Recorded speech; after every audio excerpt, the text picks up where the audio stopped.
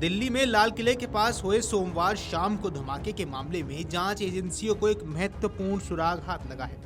सूत्रों की माने तो आतंकी संगठन अपने विदेशी हैंडलर्स से इनक्रिप्टेड रूट के माध्यम से संवाद करते थे और इसी माध्यम से उन्हें आदेश भी मिलते थे। इस मामले में चौंकाने वाला खुलासा ये हुआ है कि अमोनियम नाइट्रेट ऑक्साइड और फ्यूल ऑयल जैसे पदार्थों से तैयार किए जाने वाले विस्फोटक को आतंकी शिपमेंट और पैकेज जैसे कोडवर्ड से संबोधित करते थे। जांच एजेंसियों ने आतंकियों के फोन से इन कोडवर्ड्स को बरामद किया है, जिससे उनके संचार के तरीके का पर्दाफाश हुआ है। ये पता चला है कि आतंकी डॉक्टर जो इस विस्फोटक सामग्री को तैयार करने का काम करता था, इन विस्फोटक को शिपमेंट और पैकेज के नाम से पुकारता था। इस प्रकार के कोडवर्ड का इस्तेमाल ये दर्शाता है कि आतंकी संगठन अपनी गतिविधियों को छिपाने और सुरक्षा एजेंसियों को चकमा देने के लिए किस हद तक सुनियोजित तरीके से काम कर रहे हैं। इनक्रिप्टेड संचार माध्यमों का उपयोग उन्हें अपनी योजनाओं बनाने और क्रियान्वित करने में मदद करता था, जिससे उनकी पहचान और गतिविधियों का पता लगाना एजेंसियों के लिए और भी ज्यादा कठिन हो जाता था। आपको बता दें, विस्फोटक बनाने के लिए इस्तेमाल होने वाले अमोनियम नाइट्रेट, ऑक्साइड और फ्यूल ऑयल जैसे रसायन आमतौर पर औद्योगिक या कृषि कार्यों में उपयोग किए जाते हैं। हालांकि जब इनका इस्तेमाल आतंकी गतिविधियों के लिए किया जाता है तो ये अत्यंत खतरनाक हो जाता है। इन पदार्थों को मिलाकर एक शक्तिशाली विस्फोटक तैयार किया जाता है। इस विस्फोटक को शिपमेंट और पैकेज जैसे कोडवर्ड में संबोधित करने का उद्देश्य ये था कि यदि उनके संचार को इंटरसेप्ट भी किया जाए तो भी सामान्य शब्दों से उनका अर्थ स्पष्ट न हो सके। ये उनकी गोपनीयता बनाए रखने की एक चाल थी।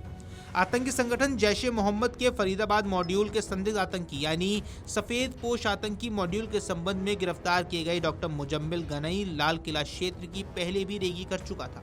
उसके फोन के डेटा के विश्लेषण से पता चलता है कि उसने इस साल जनवरी में लाल किला क्षेत्र की कई बार टोल ली थी।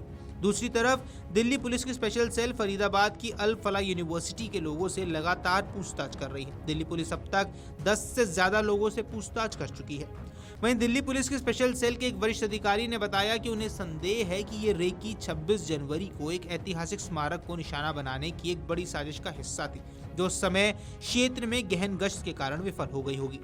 सूत्रों की माने तो जांच के दौरान खुलासा हुआ कि दो प्रमुख संदिग्ध धमाके वाली i-20 कार चला रहे डॉक्टर उमर और मुजम्मिल तुर्की गए थे।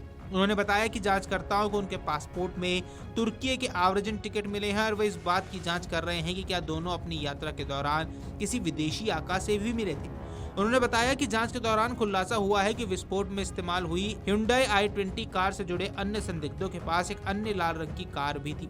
पुलिस द्वारा जैश-ए-मोहम्मद और अंसार गज़वत उल हिंद से जुड़े आतंकी मॉड्यूल का भंडाफोड़ करने और 3 चिकित्सकों सहित 8 लोगों को गिरफ्तार करने के कुछ ही घंटों बाद दिल्ली के लाल किला क्षेत्र के पास एक धीमी गति से चलती कार में उच्च तीव्रता वाला विस्फोट हुआ था। पुलिस ने जम्मू कश्मीर, हरियाणा, उत्तर प्रदेश में फैले आतंकी मॉड्यूल का भंडाफोड़ कर तकरीबन 2500 किलोग्राम से ज्यादा अमोनियम नाइट्रेट, पोटेशियम क्लोरेट और सल्फर जैसी चीजें जब्त की हैं। वीडियो डेस्क अमरउजाला.com। अगर आप ये वीडियो YouTube पर देख रहे हैं तो हमारे चैनल को सब्सक्राइब कर बेल आइकन दबाएं और Facebook पर देख रहे हैं तो हमारे पेज को लाइक करें।